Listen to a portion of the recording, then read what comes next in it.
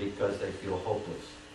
And sometimes if a woman loses her husband, he's been her rock, and she feels very depressed because she feels like she's hopeless, but of course she isn't.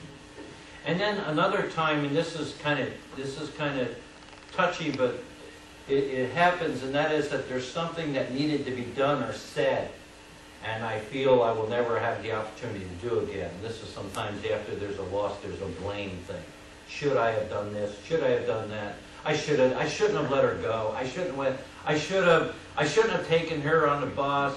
You know what I mean? And you just can get stuck there and think that there's something you should have done that you didn't do that caused the situation.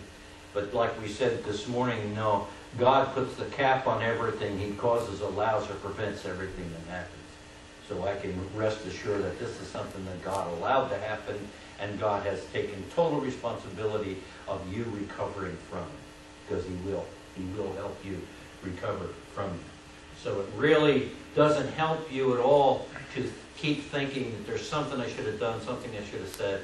And we, as counselors, we can help you to write letters and do other things to try to help your thinking to not focus on your blame game, but on other things within your life. You can be helped. See, everything God will help us to deal with concerning our losses.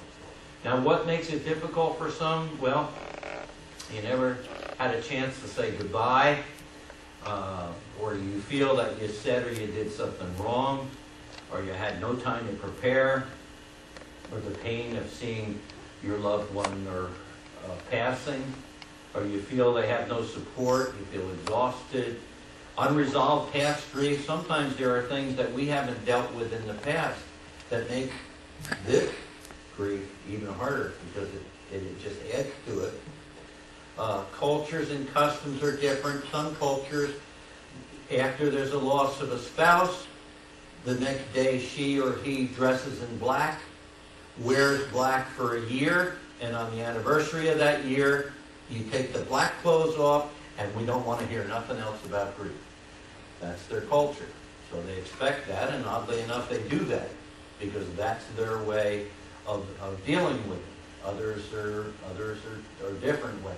I don't know. It all depends on what culture you come to it. Although that makes it very scary when you minister overseas to different countries because you run into cultures, and you can understand that within the nature of what I'm sharing, how I got to find out what the cultures are before I try to help them to be able to grieve.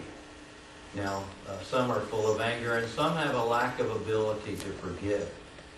And forgiveness is terrible, or lack of forgiveness is terrible, because ultimately the unforgiving person suffers much more than the person who needs the forgiveness.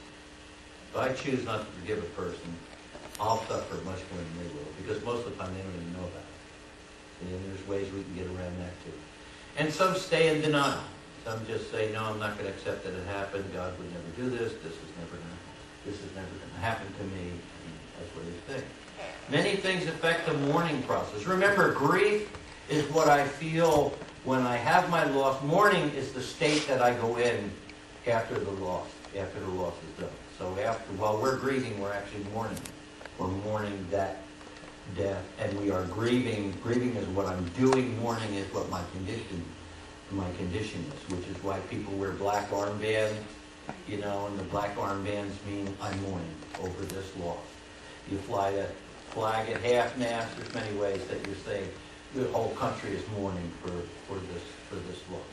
But how the person died, how long they lived, how old they were, your relationship with them.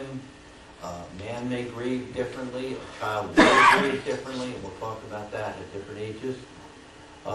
What affects the process? Your personality. Sometimes the big tough guy, you think he's not mourning, but he's mourning just as bad as anybody else. He's only doing it in his way.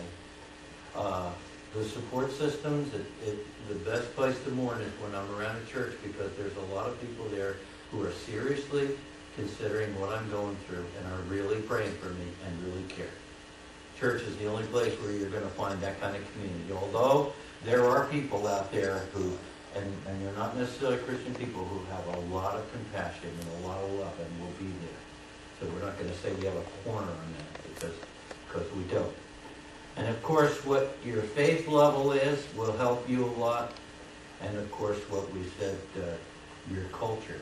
Now remember we said this morning that when we looked at anticipatory grief, which means grief that I had a chance to prepare for, when I make a rip in that relationship, it's nice and straight because I'm ready for it.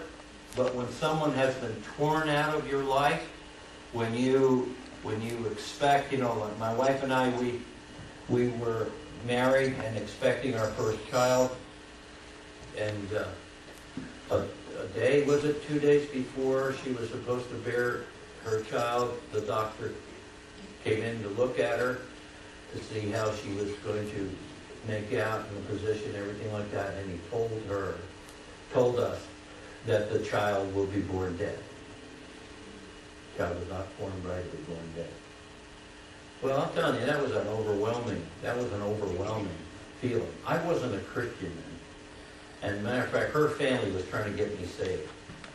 So they had been taking me all over the place to different gospel hymn sings, because I loved gospel music even before I was a Christian.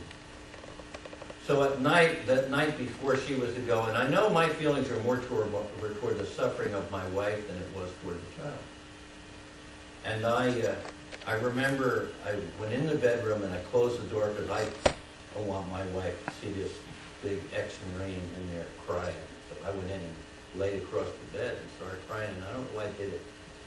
But I went over to this will date us too, over to the 33 RPM record, and just arbitrarily took the record it was from the Couriers Quartet, and I just picked up the thing and I put it on. And this is the song that God had for me. He'll pilot me from day to day, when my blinded eyes can't see the way. Then come what may, over life's dark stream or something like that. My blessed Lord, He will pilot me. He deposited that into me. I'll pilot you. I'll help you. I'll get it through. See, and the terror from that happening was so ragged and so connected to other feelings that it's hard to realize where you're at and what you need to patch it up, because the pain is so great and you don't understand. You weren't ready for it. It's like my grandson being killed by a hit and run driver. It's just so fast. It's like with me, my dad came home from shopping with my brother and went out and sat in a lawn chair and died. You're not ready for these things to happen. So the separation that you feel between the two of you is very, very painful. So if you're having trouble with grieving, see your doctor, especially if you're having sleeping or anxiety problems. I'm not against a person taking drugs that will help you just to be able to stabilize enough to handle life. And I think sometimes it's wise to do it. And as a griever, if you have grief, and you're grieving now, or you're in mourning as we're talking, here are privileges that you have. You have a privilege, you have a right to feel that you have it worse than anybody else in the world, because no one else is feeling what you're feeling, and no one else is having the pain that you're having. It's your pain. You feel like you have a right. You feel like you have a right to talk about your pain. And find people who want to talk about your pain. Find people who aren't afraid to talk to you. People who come beside you. Remember I said the loving people who really have 2 ears from a mouth and do listen twice as much as they talk. People who really do care about you. Blame anyone, even God. You can blame someone. You can do that. That's all right. And like I said earlier, God can handle it. He's been blamed for things before. God, why did you let this happen? How many times do you think that has been voiced in this world?